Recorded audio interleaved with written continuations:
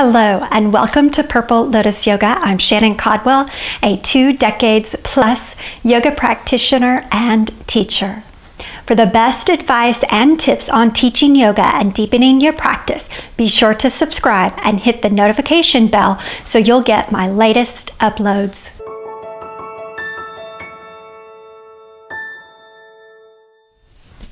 Today we're going to take a look at seated forward bend. As its name implies, it's a seated position. This has both a yang and a yin version. In yang, it can also be referred to as a seated forward fold, and of course, it's Sanskrit. Paschimottanasana. Paschimottanasana. In yin, we call it caterpillar. So you'll find that seated position. Extend the legs. This might be the point where you find that balance, left and right, front and back. In yang style of a seated forward bend, again, we're looking more at rigidity and strength than the hardness of it.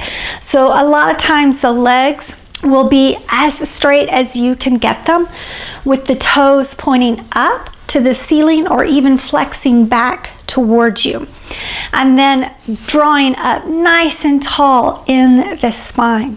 I love demonstrating seated forward bend.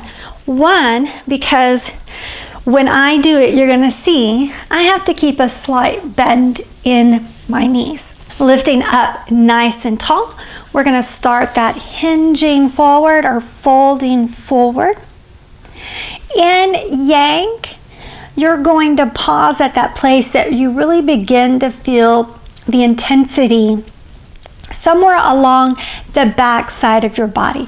Perhaps your low back, your hips and glutes, your hamstrings, maybe even all the way down to your feet. And then you're going to pause there at that point that you have that intensity. In yin, remember, that's about softening. So we're not going to worry so much about having those legs tight and straight and spine stiff and tall. We're actually going to allow things to soften and loosen. We may bend the knees so that we can begin to fold over the legs. Benefits include it stretches out the entire back side of the body. So you could experience that stretch in your low back, in the glutes, down your hamstrings, maybe behind your thighs, or even down through your calves. Cautions or contraindications for a seated forward bend, those same areas. So if you're having an issue with your low back, if you've maybe pulled a hamstring, or maybe you've had some type of knee issue, you might not be able to be fully tall and straight or keep your legs fully extended. Variations for a seated forward bend. We could take more of an upright position, which is often referred to as staff pose. We can take it all the way forward or some degree in between those two. We can take twists from side to side. We could also do some side stretches. Maybe you could try some cows and cats, arching back through your spine, shifting forward, stretching across your chest.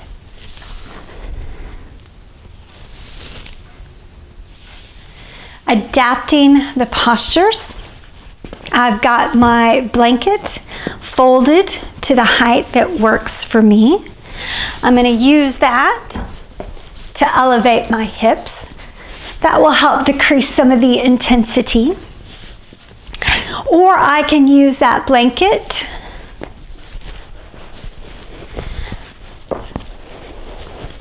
I can roll the blanket and use it under my knees. You see this a lot of times in the yin version of caterpillar. Now it's your turn. Share with me the ways in which you've seen or practiced seated forward bend.